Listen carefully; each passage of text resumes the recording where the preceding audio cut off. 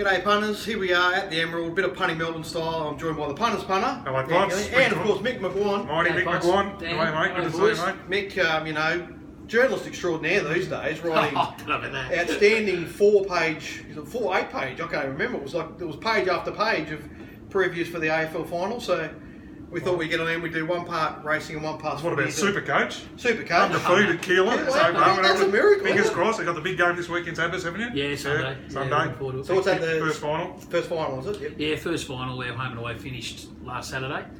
How many games clear? 2 games clear of Aberfeldy. They were 18 zip season. Boys done a magnificent job. We played 34 players at senior level in an undefeated team, so the boys have done a magnificent job. Yeah. And you're under 15s. I saw the the goal after the siren. That was exciting. Absolutely. Yeah, I was 5 metres from where that free kick was taken. Yeah. And the umpire actually said to the Strathmore boy, "You've dived on it, hit it out, hit it out, hit it out, hit it out." Oh. And then blew the whistle, and the siren went 1 second after he spoke. And the young kid went back after the boys had 3 shots at goal, 3 set shots, and missed a lot of them. And then young Christian Barisi went back and slotted through from about 25 metres out and 5 metres inside the boundary line and beat the team that hadn't lost a game all year. Awesome. It was amazing. Fantastic. So good. So good. Absolutely. Anyway, that's good. All right, we'll get on to more footy later, Pots, but That's it. might as well kick off springtime, but it is a sad week in racing.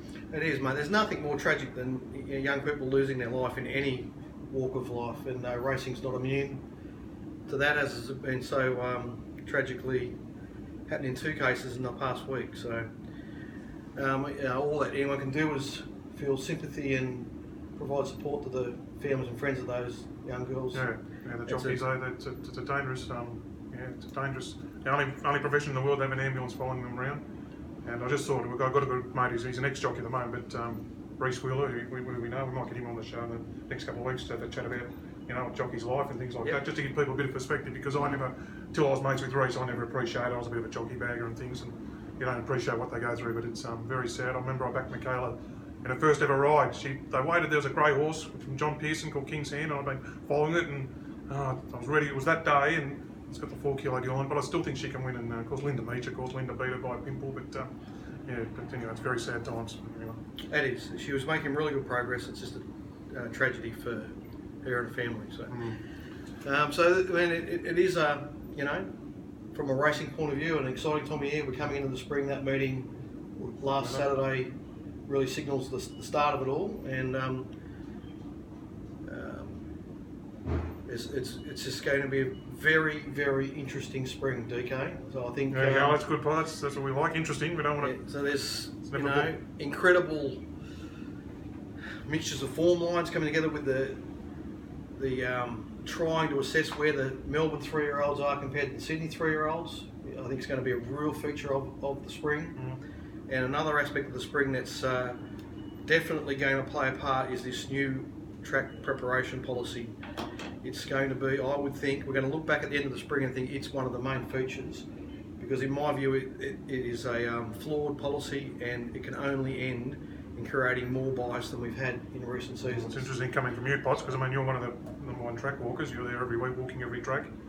I haven't read it yet, but I saw Dan O'Sullivan did a big summary on it. I didn't see what he read on the track yet, but I suppose it was going to be quite a detailed article, so I'll be interested in his thoughts as well.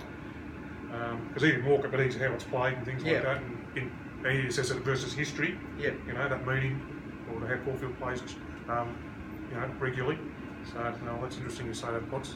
Well, the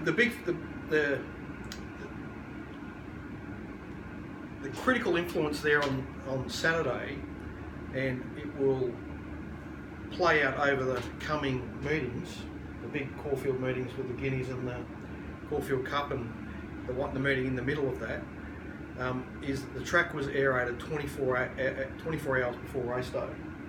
And now that has happened a couple of times in the past, but once in July when the track just got quite firm, and another time, but this is the first time it's been done for these, in this feature time.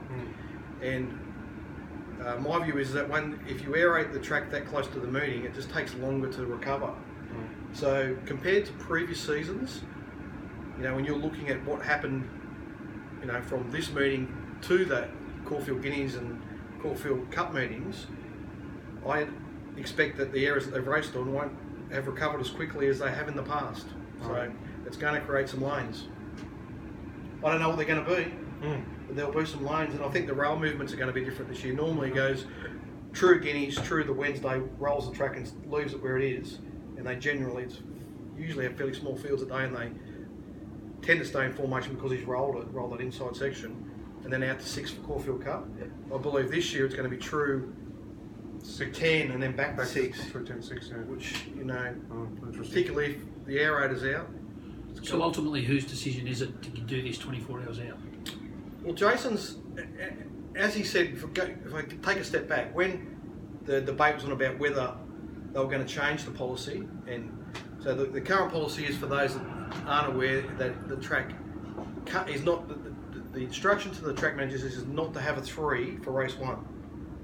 So they're trying to make sure it's a 4 and do it any way they can. Now, the reason I'm saying it's a flawed policy is the tracks, particularly Caulfield and Flemington, drain far too well to implement that policy successfully. In particular, as the weather warms and you get windy days. If you've got dry, windy days leading up to a meeting, I can't see how they're possibly going to get enough moisture into the track to stop it being a 3. And the more moisture you try and put into the track, so if you use the sprinklers only, those sprinklers, they're not just turning on water that's falling from the sky, they need equipment to do it. So as soon as that equipment touches the track, it has an impact.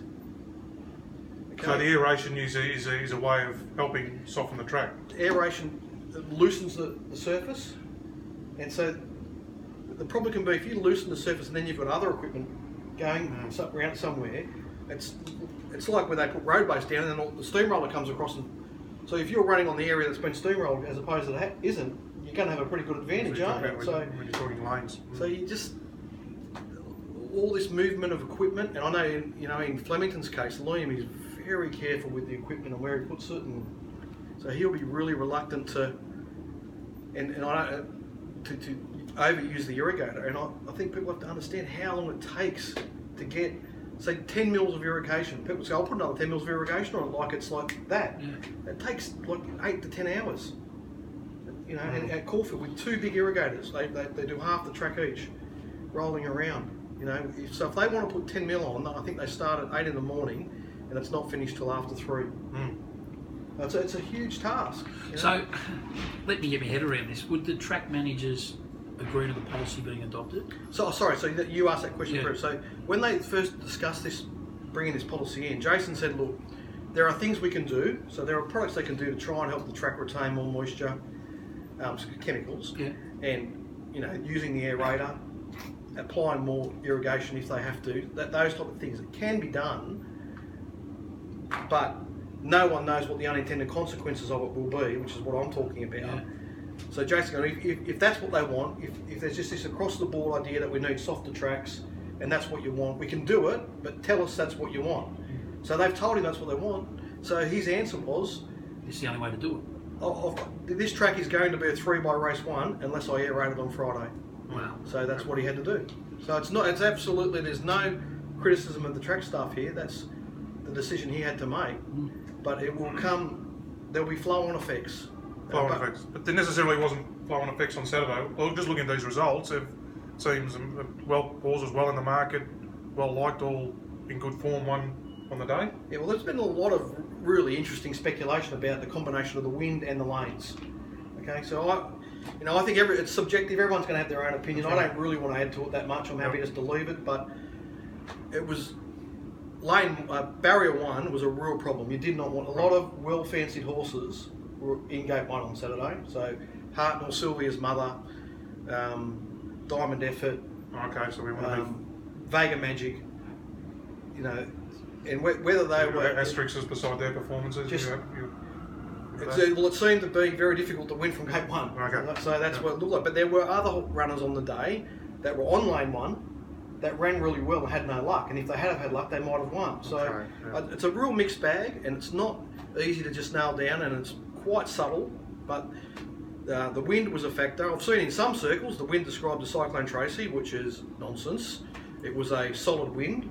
Probably had affected between a length, and it's at its strongest a little bit more, and when it eased off a little bit less. But it continued right to the race 9. It just eased a little, you know, so the impact probably wasn't as much. And as the card wore on, the jockeys on the on-paces slowly figured out how to ride the track. So there were some very clever rides there on Saturday that won races, you know. So it was a situation where there was some nuance to it with the lanes and the wind and everything else. So you needed a clever rider or a horse to get lucky. All right, well, we just want to flick through these results quick. And Sure. Clever ride or good performance, get your thoughts. You probably had a look at the meeting too. Mick Dawn was, the first race was, we won't worry about that, was a waste. Dawn won race 2. Now, you liked it, didn't you, Pods? Yeah, I mean, I was looking for something in that race that was going to be about midfield off the rail that could blend into the race.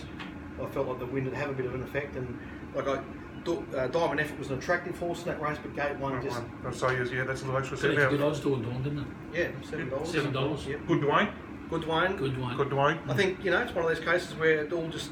Dwayne fell into the right place and he handled the horse well. Yep. So well done, Dwayne. Well done, Dwayne. Favourite got there in race 3, My Pendant. Now, that was one of your clever rides as a Pots that you... you were around it? Yeah, I couldn't mark it as short as the market, but I ended up saving on it. It got out, didn't it? It got out late. Yeah, there was late support for Music Bay, I did back. She was a bit fresh, she over-raced, and she really helped. So Johnny Allen really helped Damien over by accident. I sort of followed Music Bay into the race, and Music Bay rounded the rest up and then hung in, and the race just presented for Ollie. So he was on the best horse, he had options, and he used them. Well done. Pat Carey's horse went well in that, didn't he? In the bottom? Was that the one that sort of helped him get the car up in the race? It was 100 to 1. 100 to 1 chance. Took I off can't remember early. who that was.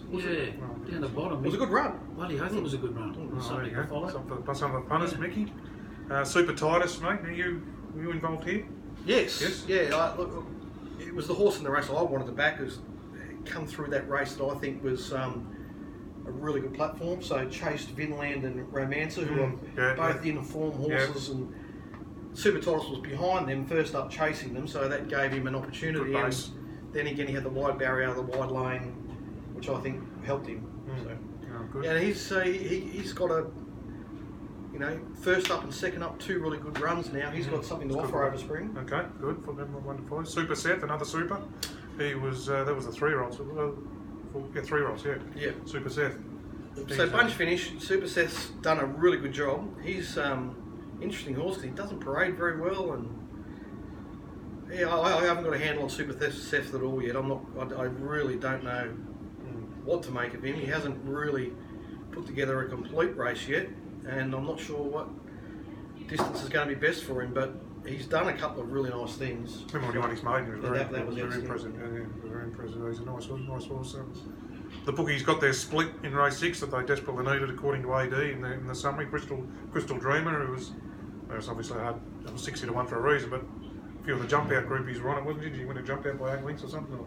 Yeah, I had one look at it and went, well, you're obviously back, but what does that mean? I looked at the race and I just didn't really feel comfortable with Vega Magic, but couldn't find an alternative. So I'm just sort of going, I don't know what to do here. So in the end, I sort of just bailed out and went around with a fairly neutral situation. And there's nothing that would have made me back Crystal Dreamer in that race first up. So well done to those. They're trial jump out punters. They're the horses they're looking for. That's probably what they only back. Second horse didn't have much luck in that. The Adelaide horse. Craig Williams didn't have a good day, which is that's one of the inside horses you were talking about. He had no luck. Yeah, well, he could have. I mean, he drew out the outside gate. He could have just followed the 3-wide train into the race, and he chose to go back into the pack, steered it right into trouble, and found it. Yeah. And he did it. He did it in the race prior as well, I think. It's got a good race in it this spring, I'd say, that horse, isn't it? You know more about it than me, but I had another rap for that horse. I think Jules Valance said it's a good horse to follow going forward, even though Saturday mightn't be its day, but arguably should have won there. I mean, its Adelaide form just seems okay. It comes over to Melbourne and goes to another level. Goes another leg. Amazing. I can't figure. I mean, that trainer seems to be able to do that. What's his name? Gordon Richards. Gordon Richards. Yeah, he seems to be able to do it. So good on him. Pippi. Yeah, well, a very clever ride. Off the rail. And, off the rail. Made it hard for anything to come round him. Kept it going. Didn't relax. He's good, right? Great rider. Ben Melbourne, he's a gun. Love backing him. He's a gun. Like he's on it. You like when he's on it. Yeah, absolutely. And Yeah, he made that a good watch for the punters who were on it, didn't he? He produced a really good ride on Sunday. One of Gallagher's horse in the second last race. I think. Oh, yeah, well, that was in Mark He was Casey's just horse. patient, What yeah, Mark about Casey. it? Did wing all right, that yeah, horse? Went super. He rode a Come from last. navigated through, yeah. Yeah. Well, in the morning, it was like 16s into $4. Yeah, And it was a massive go. wobbled back out to sort of 8, I think, or something. Yeah. Doesn't mind a bet the owner, does he? Mm. Race 8, this is the Mimsy, isn't it? Here's the Scales of Justice and Elise. The Scales of Justice was very well backed. Obviously, you liked it, didn't you, Pots? Yeah, absolutely. Particularly when it was, $5 to Yeah. $5.50. Yeah. Well, I think they might have been a bit better and went for the really early punters. To me, he was the horse for that race. He mapped well. He had 2 great runs underneath him. That Adelaide race where he was beaten by the 3-year-old. That's a race to Proper race. Keep an eye on. Keep an eye on, okay. The Dalasan comes over here for the Yeah. Guineas, I suppose. He's a Guineas horse. Yeah, I just big performance to sit off Scales of Justice and put a hole in him. So Elise ran well, but she She- would have just benefit from the run again. unfortunately, all he was drawn outside Blackheart Bart and I can't think of the other. There was another resumer there, and they just jumped a bit better than him, and he got behind them, and they didn't take him into the race really, and that was the difference between her fighting at the finish with Scales of Justice and finishing 3/4 of a length behind or whatever she Humidor. finished.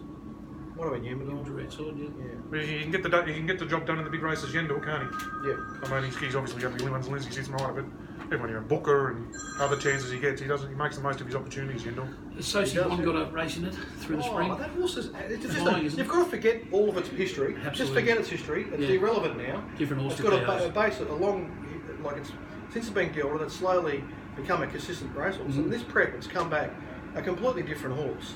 So the dominant win first up, followed by that. Yeah, Like honestly, he'll be competitive in whatever he runs in. yeah. So, yeah. And the 5 in the last, the rock solid Age of Chivalry, he's a good punter's horse, and he gets up the front. Yeah, well, last prep he was doing a lot of things wrong pre-race. He was parading really badly, just highly strung, had the earmuffs, all that, and neutered them. And there was the day at Flemington where he really should have beat the inevitable, but he melted and he just got bit nose, and he really should have won the race. He just did too much wrong before the race, and he's doing everything right. So he's giving himself an opportunity to climb the ladder. So there's a lot of unlucky horses in that race. So he just had to, Lane saw what Mellon did on Pippi, said I'll do the same basically. They've got to run past me. They're going to run Past a strong horse. Good. Well, punters were definitely on top there, mate. I actually backed the horse at nearly 100 to 1 in that race, and it ran a really good Here we race. go. Mr. Moneybags. Mr. Moneybags. Down the bottom. Yeah, he ran well. So. Even Vacillator ran at 50 to 1 and ran 4th in that race. He's a race. Yeah. Went well, There was a number of Kamal was that horse for Pat. Oh, yes, Kamal, yeah. yeah. Must have jumped out all right. I think one of the Ex-wheels. Noonan boys or something, giving a rap off a jump out or something. Okay. Anyway.